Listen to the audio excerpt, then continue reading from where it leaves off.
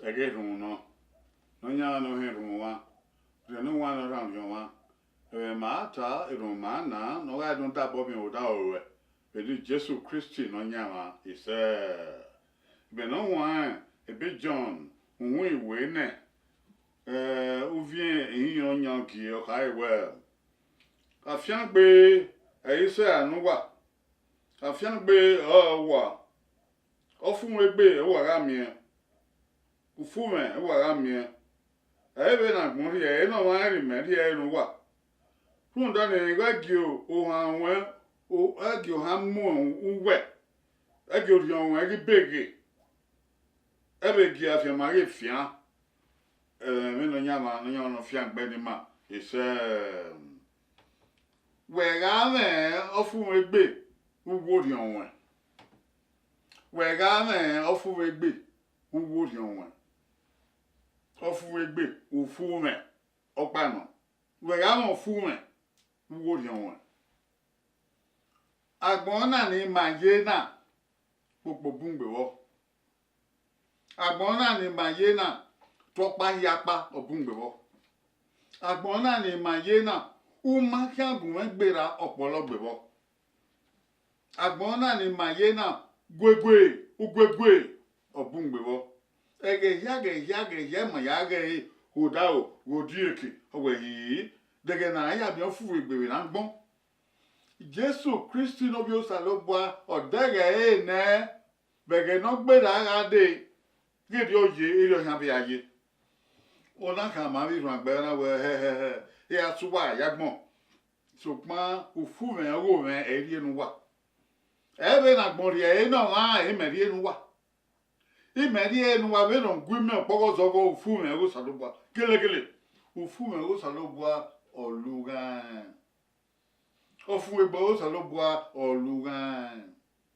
ofu egbo wo salobwa elelege elele emi no robo elele emi na ga mie ye wa go mani ga ro ho mani me o eve o ofu egbo de yan salobwa go ga ro ori oku o kokoko de o ofu egbo wo salobwa go ga ro we ade ka ga ise tin guan ye o ye guan emi no guan ye so wan ke we ade ka ga eyan se tin da ho wa o ye da ho o ye se tin bu de yo we have emi ya uye o be ame ileketi o efu etin re ate mi ge gwe obo ofun egbo no nyama emege no lele ofun egbo agbon o mege no lele de ko ira agbon agbon na ka yan boro fun egbe bebi o ge ni on pa fun egbe ya ro de ko ira agbon adele ba iro egene eba na gbon ya mo fu egbe egene ba ya ro opa na mi fu egbo so lobo de ye fe ro eba so na ori an do soto egene fe ya ro pa na mi fu egbo so lobo ono mo fu egbo so lobo oye ku ere ori o en soto o ga won yeme o ga won rion o ga won go wege ya no iya yogosa o Christi manane le sosi ele le fun gbogo wa nagbon ibi ya yogosa ni ne de apostle ne de iru agba ni Jesu ne de uwu popo uwu nyaga eyan ala kan yana yi abo fun egbe be ni Jesu kai yen ri fun egbogo di mo wa ki bagele ga mo fun egbe fun me wo salobo abege ya gan wa tu le yo gbe le yo gbegbe o gere o gbegbe ma wa tu we ga mo fun egbe wo ri nwe even ile ga we ga ri tu yo o da ga ba tu an we ga mo fun egbe o duwe fun da dio salobo de nu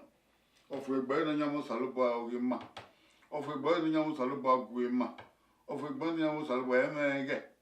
ya no o wa le masuta ka ton ke wa va agbon ma o agbon ko o fu egbe na yan saloba no gu ma ro edede mede isa